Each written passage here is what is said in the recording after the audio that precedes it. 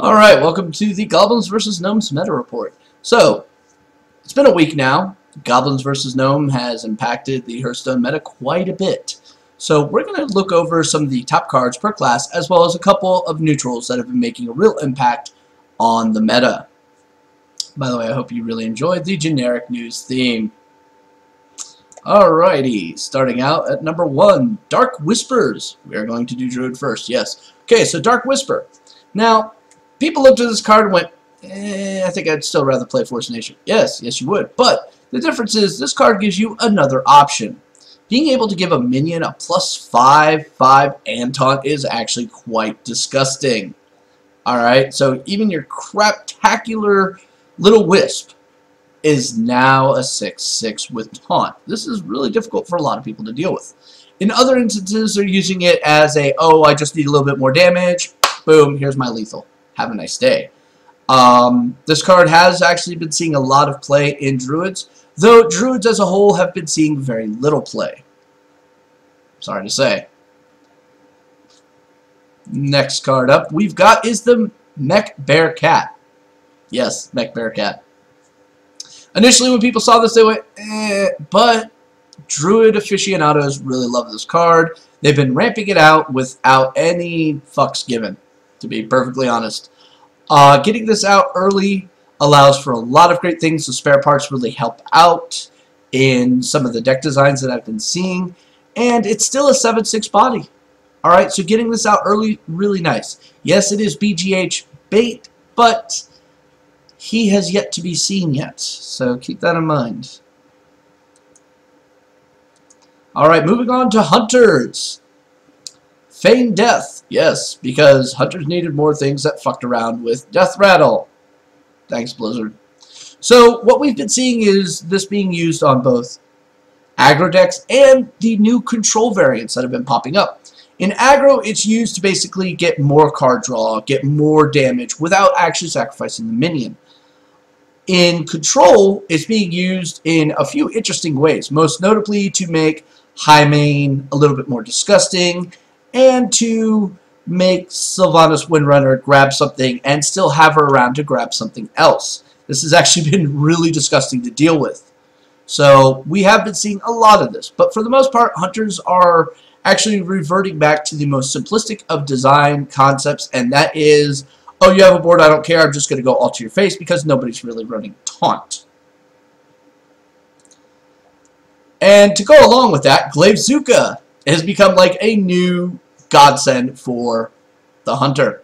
So, Glaivezuka, it's a weapon. Nobody's running Acidic Swamp Oozes.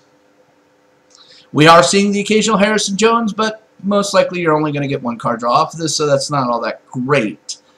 But what this does is, if you've already have an established board, like, let's say turn 1 you had the coin, you went Undertaker and Leper Gnome, or the Clockwork Gnome, then you play this guy out, and one of those is going to be hitting for at least 3 damage. This ups the total amount of damage that you're going to be hitting them for to, let's see, 3 plus 2 plus this, 7 on turn 2. So yeah, not taking this would just be kind of, not the brightest of ideas, but this guy is seeing a lot of play. Watch out for it. I do think that this guy may actually bring Acidic Swamp Ooze back as the preferred tech, but we'll see. Unstable Portal. Okay, mages, start a GVG. We're a powerhouse. I mean, Mech Synergy plus Unstable Portal was spelling out some great dramatic victories over classes that were predominantly just kicking living shit out of them. Unstable Portal kind of changed this around a bit. However, the initial success of Unstable Portal has recently dwindled down to I'm not even going to lie when I say I played 2 of these back to back, one each turn, and both times I got a Lore Walker Cho. As a mage, getting a Lore Walker Cho is the worst possible thing you could ever get off this. Yeah.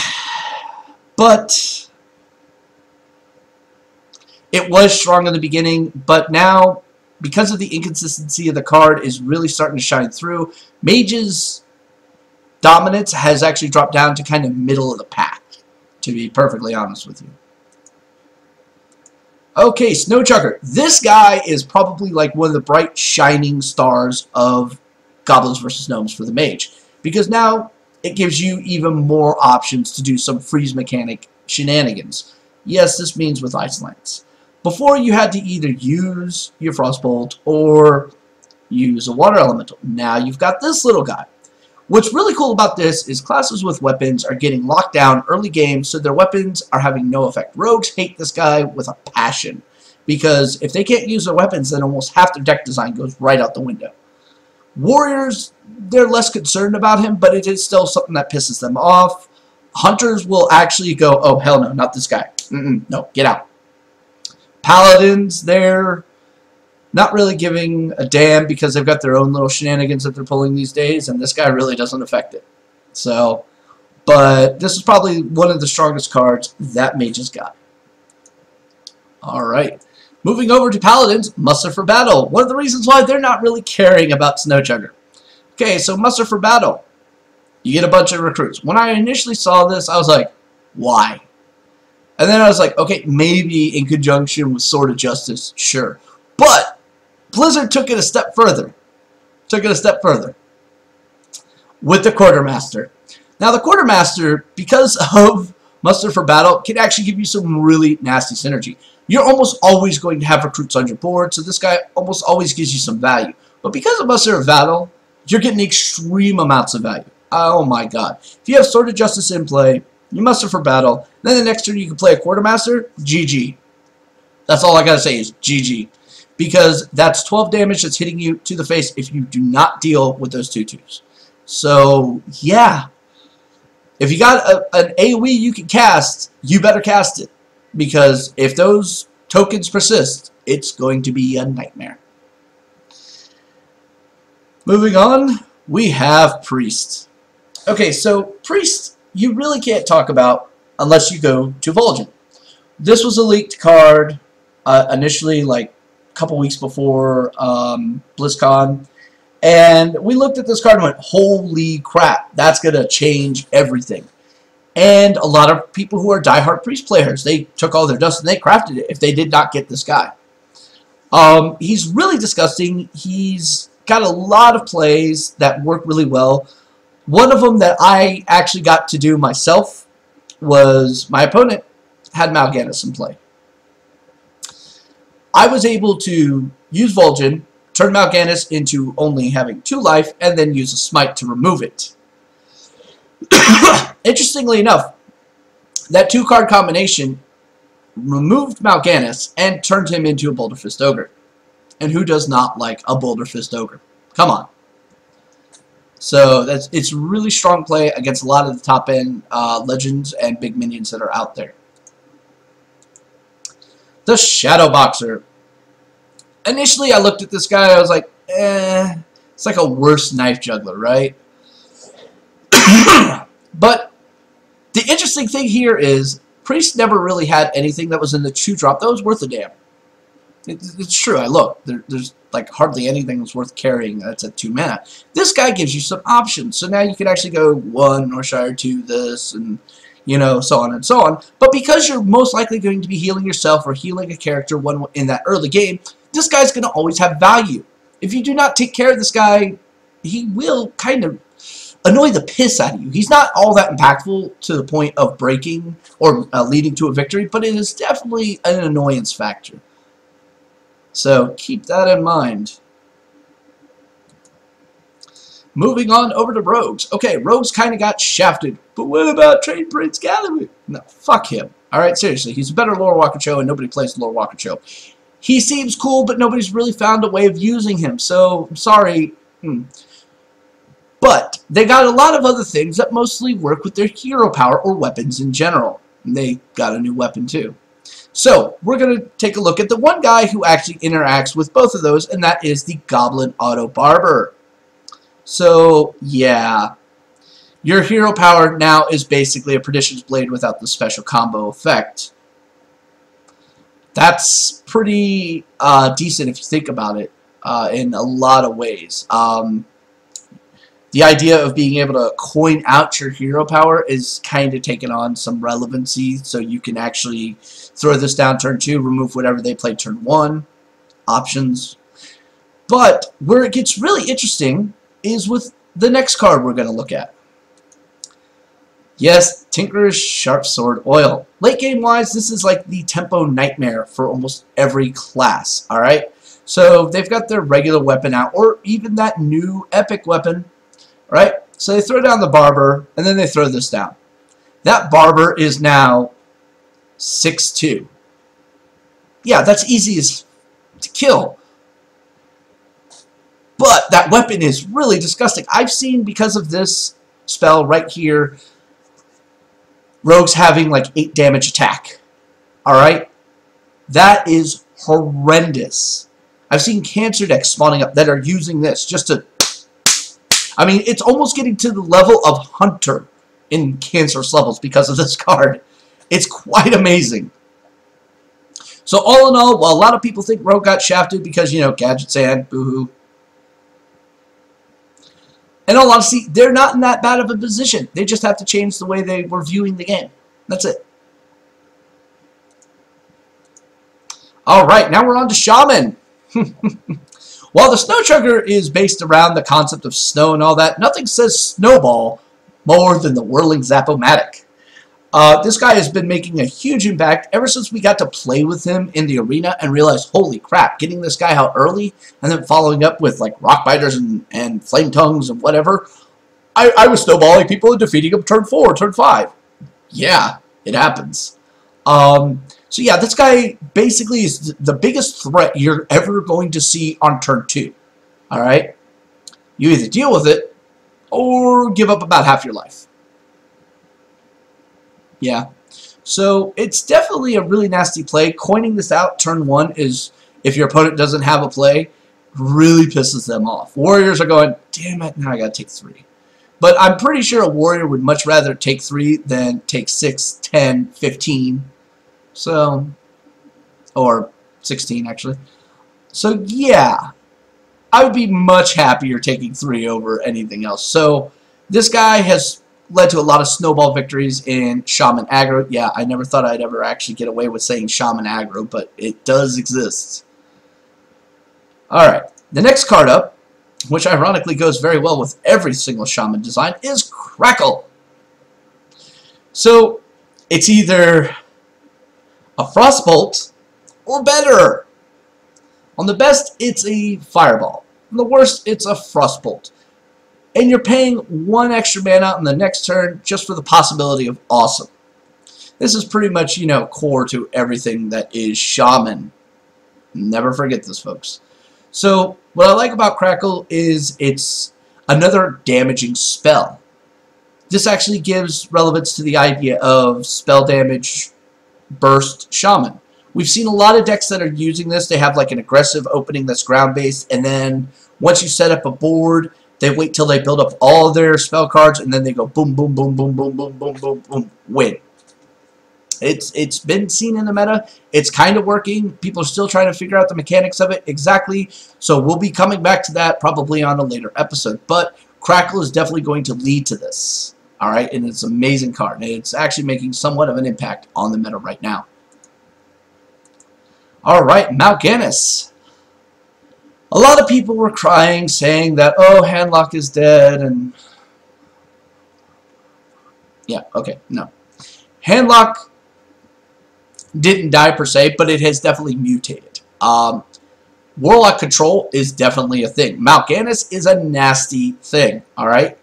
Now, some people go, yeah, but why am I going to keep, like, 2, like, 9-drops in my deck, and blah, blah, blah, blah, blah, blah, blah, blah, blah. Because you have a ton of other control options, which we're going to cover one of them here shortly. So, Mal'Ganis, really nasty, has led to the rise of demon decks. Alright, this is something a lot of people have been wanting. They wanted more demon synergy. Bam, there you go. Alright, you can now tap without taking damage. It's a 9/7 body, very difficult to deal with. Big Game Hunter, yes, but again, nobody's playing Big Game Hunter. Or Taunts or Silence for some odd reason, unless you're a Druid, but... So Mal'Ganis is getting some pretty huge impact right now because everybody's still playing around. They're learning what the new stuff does before they go and more adaptive of what they already know and what they already have. So right now he's really good. In coming weeks he's probably going to drop like a rock, to be perfectly honest with you. Alright, Dark Bomb. Everybody I know who actually plays this game on a serious level thought this was a great card. Alright, Zoo's going, oh, now I don't have to use a Soulfire to remove something that's there. Okay, yeah, you don't. You don't have the drawback anymore. Other people said, oh, it's a worse Frostbolt. No, because Frostbolt's Mage and this is Warlock. You can't compare class to class. It just doesn't work that way. I'm sorry, it doesn't. So, Dark Bomb is actually probably one of the stronger removal options available to Warlock. They also have Implosion. Don't forget about this little guy. He will catch you off guard every single time. So, but Dark Bomb opening up a lot of new avenues for control-based decks, which allow a Warlock to get to their endgame, which is going to be like Mal'Ganis and a bunch of other big, huge, beefy demons. So, yeah, it's a possibility. Alright, Shield Maiden. Now, I'm going to admit I was completely 100% wrong about this card. I felt underwhelmed by it. I was like, oh, it's a shield block on a stick, and it's 6 mana. When's that ever going to be relevant? All the time. A 5/5 body is, 1, difficult to deal with, 2, a real annoyance. Alright, this can like pretty much blow through most of the taunts that are out there. But the fact that you're also getting armor means that you're going to be able to, well, I don't know, tempo trade, do removals with weapons and things that, you know, so that gives you a lot of flexibility. Matter of fact, this has led to another archetype popping up in Warrior known as Tempo Warrior. This is something that people have theorized could possibly be done, but never have actually attempted it, but now this actually gives more validity to it. In fact, Warriors themselves, they were pretty much before GVG, like right at the top of the heap. And that really hasn't changed much. They just have more complexity within it. Alright, they don't have to be controlled. They can actually go tempo. They can be control. And their control elements have mostly stayed the same, but have been expanded. And we're going to actually look at one of the cards that has expanded it quite a bit. Crush. Okay, Warriors run things like Whirlwind. They run Frostbite. Or Deathspite. These are things that are going to damage their own stuff. So the most likely you're going to always get value and playing this at 3 versus 7. It's true. You are. So having another hard removal that's based on that is really kind of cool. There's also another thing, the Bouncing Blade, which I'll probably cover next week, that also is opening up some really interesting possibilities as well. But like I said, we'll cover that next week. But yeah, for right now, Crush is doing some amazing things in this meta. And it's pretty much solidifying that Warrior is a really dominant class. Mech Warper. Okay, we're on to the neutrals. Since GVG's released, everybody went mech heavy, and nothing says value like Mech Warper in that scenario. This guy is really disgusting. You can coin him out and then pretty much just lay out a bunch of cheap or free mechs. Alright? That's a nightmare scenario for anybody and has led to many overwhelming victories. So, he had to be featured on here. But the thing is, people are learning that this guy is so damn powerful, they're ranking him right up there with Undertaker in rank of kill on demand. Like, the moment you see this, no. You do not let this guy persist past 1 turn. If you do, you're pretty screwed, to be honest with you. He is that impactful. Alright? Now, next one, people will say, oh, that's not all that impactful. I tend to disagree. Before we had Spider Tank, we had the Harvest Golem. Now, when you actually compare stat-wise of the Spider Tank and the Harvest Golem, they're stat-wise almost identical except for that Death Rattle, which gives a little bit more fluidity. Now, the Spider Tank, a simple flame cannon could knock this out. Harvest Golem No. The only difference here is the Spider Tank has the potential of hitting for 3 every time it attacks, where Harvest Golem, no matter what, will only hit for 2 unless it's buffed. So, yeah. Is this better than Harvest Golem? No. Is it on par with it? Not even. But that extra bit of damage can mean the difference between a lot of things. And to be honest, this is seeing a whole lot more than Harvest Golem, though that it will probably change in the coming weeks. So, keep apprised. And that is the meta report. So, what do we have? Warriors, still kicking the crap out of everything. Priest, coming up with some really unique kind of controls. Druids are still trying to find their place. Hunters really haven't changed all that much, to be honest with you. Mage, still trying to work out synergy, still trying to work out tempo and control, but they're getting there. They are getting there. Alright. Rogues are still trying to figure out their class somewhat, but they are getting better. They're relying more on their weapon power and the interactions they get off spells and some minions to achieve victory. One side note, both Rogues and Druids have been trying to do mill decks, and they're failing quite miserably. Mostly because a lot of players are playing more aggressive decks. Mills work great against control decks. They do horrible against aggro decks. And the reason why is aggro decks are filled with low-cost spells and low-cost minions, which means you can just flood out 3 at a time. So all you're doing is really helping them kick your ass. That's the truth. Little side note, be wary of Jeeves. Alright? If you're playing a control style and you've drawn through most of your stuff, playing a Jeeves at the late game is almost paramount to suicide. Alright? Because it's probably going to be the one card I'm not going to remove off the board. Because I want you to go to Fatigue. Mostly because I love using Iron Juggernaut, and that just makes my life a whole lot easier. But that's all for the meta report this week. Thank you very much. Tune in next week for another report. Later.